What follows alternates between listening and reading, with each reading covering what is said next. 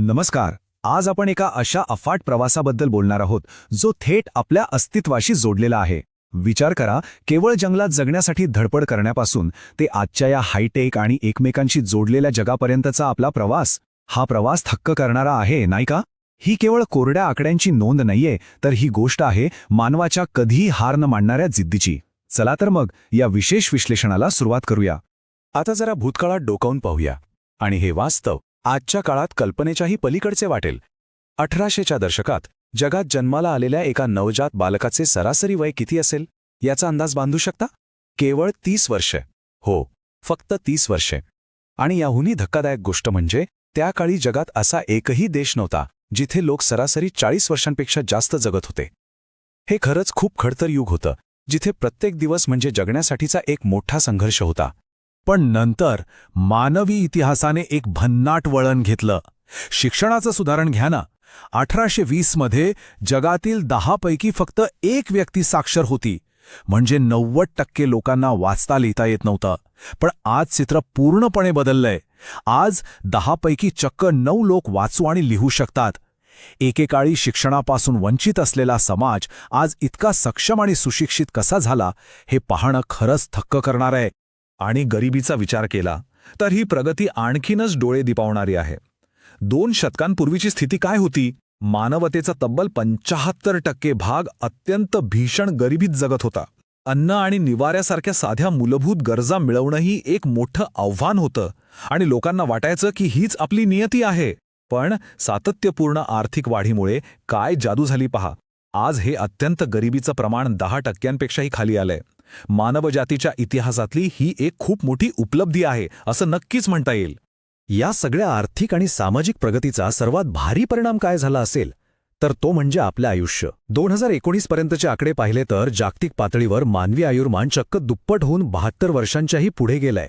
आणि ही गोष्ट फक्त मोजक्या श्रीमंत देशांपुरती मर्यादित नाहीये बरं का. जगाच्या कानाकोपऱ्यात सर्वच प्रदेशांमध्ये आपण हा विजय मिळवलाय. आपलं जगणं असं दुप्पट सुरक्षित होणं हा मानवतेचा खऱ्या अर्थाने एक भव्य विजय आहे. आता आपण वळूया अभूतपूर्व लोकसंख्याशास्त्रीय बदलांकडे.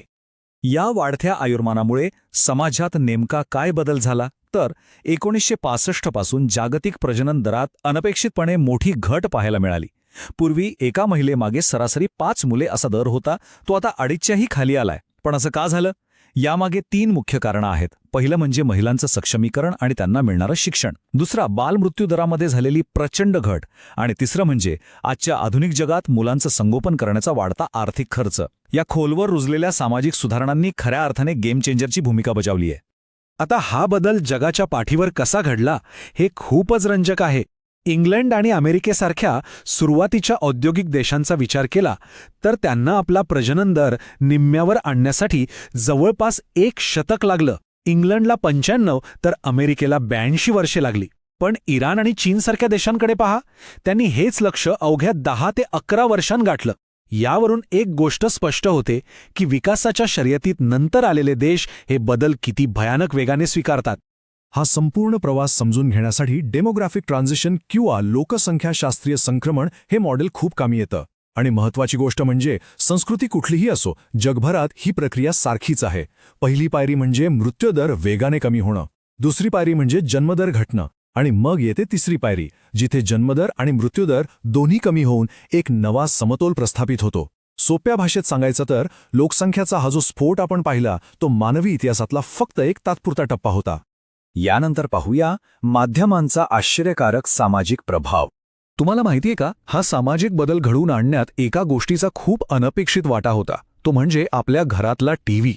होय, जेव्हा भारत आणि ब्राझीलसारख्या देशांमध्ये केबल टीव्ही पोचला तेव्हा लोकांनी पडद्यावर काय पाहिलं? तर शहरी जीवनशैली, शिक्षण घेणाऱ्या, नोकरी करणाऱ्या आणि स्वतःचे निर्णय घेणाऱ्या महिला, तसेच लहान आणि सुखी कुटुंब. याचा परिणाम असा झाला की ग्रामीण भागातील घराघरांमध्ये कुटुंब नियोजनाच्या निर्णयांवर याचा थेट आणि खूप वेगवान परिणाम होऊ लागला. हे फक्त मनोरंजन राहिलं नाही, तर महिलांच्या स्वातंत्र्यासाठी ते एक जबरदस्त हत्यार ठरलं. आणि हे आकडेवारीतूनही सिद्ध झालंय. लोकप्रिय टीव्ही कार्यक्रमांमुळे ग्रामीण भागात मुलगाच हवा हा जो हट्ट होता तो लक्षणीयरित्या कमी झाला. महिलांना स्वतःचे निर्णय घेण्याचं स्वातंत्र्य मिळालं आणि परिणामी प्रजनन दरही घटला. अनेक वर्षांपासून खोलवर रुजलेल्या परंपरा आणि विचारसरणी बदलण्यासाठी हा आपला टीव्ही आणि त्यातली माध्यमे किती ताकदवान ठरू शकतात याचं हे एक उत्तम उदाहरण आहे. आता नजर टाकूया आपल्या वेगाने बदलणाऱ्या भविष्याकडे. मानवाचा आजवरचा इतिहास पाहिला तर आपण प्रामुख्याने खेड्यांमध्येच राहिलो आहोत. 1800च्या सुमारास जगातील फक्त 8%, होय केवळ 8% लोक शहरी भागात राहत होते. बाकी सगळी दुनिया विखुरलेल्या खेड्यापाड्यांमध्येच होती. पण मित्रांनो, आता हे चित्र अक्षरशः वेगाने बदलत आहे. आणि आता इथून पुढचा अंदाज ऐकून तुम्ही थक्क व्हाल. असं मानलं जातंय की 2050 सालापर्यंत जगातील 2/3 म्हणजे तब्बल 66%हून अधिक लोक शहरांमध्ये राहत असतील. मानवी वसाहतींच्या इतिहासातला हा सर्वात मोठा आणि वेगवान शिफ्ट आहे. आपण खऱ्या अर्थाने एका कॉन्क्रीटच्या आणि पूर्णपणे शहरी जगात प्रवेश करत आहोत. आता हे जे आधुनिक शहरी जग आहे ते एकमेकांशी इतकं घट्ट कसं जोडलं गेलंय याचं मुख्य कारण म्हणजे दुसऱ्या महायुद्धानंतर आलेली जागतिकीकरणाची दुसरी लाट. सागरी मालवाहतूक, विमानाने केलेला प्रवास आणि आंतरराष्ट्रीय फोन कॉल्स या सगळ्यांचा खर्च इतका वेगाने खाली आला की जग अक्षरशः एका छोट्या खेड्यासारखं झालंय. यामुळे आपण सगळे एकमेकांच्या खूप जवळ आलो आहोत आणि जगाची एक भक्कम पुरवठा साखळी तयार झाली आहे. पण या सगळ्यात एक अत्यंत गंभीर वास्तवही आपल्याला समजून घ्यावं लागेल. इतिहासात मागे वळून पाहिलं तर दुष्काळ ही एक अटळ नैसर्गिक आपत्ती मानली जायची. पण चीनच्या ग्रेट लीप फॉरवर्डसारख्या घटना आपल्याला एक मोठा धडा शिकवतात. तो म्हणजे आधुनिक काळातले दुष्काळ हे निसर्गामुळे कमी आणि अलोकतांत्रिक प्रशासन आणि सशस्त्र संघर्षामुळे जास्त निर्माण होतात. हे एक मानवनिर्मित संकट आहे. आधुनिक जगात आपण योग्य आणि पारदर्शक प्रशासनाने अशा महाभयंकर संकटांना नक्कीच टाळू शकतो. तर आजच्या या सखोल विश्लेषणानंतर एक अत्यंत महत्त्वाचा आणि विचार करायला लावणारा प्रश्न आपल्यासमोर उभा राहतो. आता जागतिक लोकसंख्येची वाढ हळूहळू स्थिर होत आहे. गरिबी दूर करणे, आयुर्मान वाढवणे यासारखे मोठे टप्पे आपण यशस्वीपणे पार केले आहेत. मग आता मानवता म्हणून आपला पुढचा मोठा अटल टप्पा कोणता असेल? भविष्यात आपण कोणती नवीन शिखर सरगणार आहोत यावर नक्कीच शांतपणे विचार करा. मला खात्री आहे की मानवी प्रगतीचं हे विश्लेषण तुम्हाला नक्कीच विचार करायला लावणारं ठरलं असेल. जग आणि आपला इतिहास एका वेगळ्या दृष्टिकोनातून समजून घेण्यास मदत करणारे असेच नवनवीन विषय आम्ही घेऊन येत असतो. त्यामुळे चॅनलला नक्की सबस्क्राईब करा आणि हे विश्लेषण तुमच्या मित्रपरिवारासोबत शेअर करायला विसरू नका. ज्ञानाच्या या अद्भुत प्रवासात आमच्यासोबत जोडले गेल्याबद्दल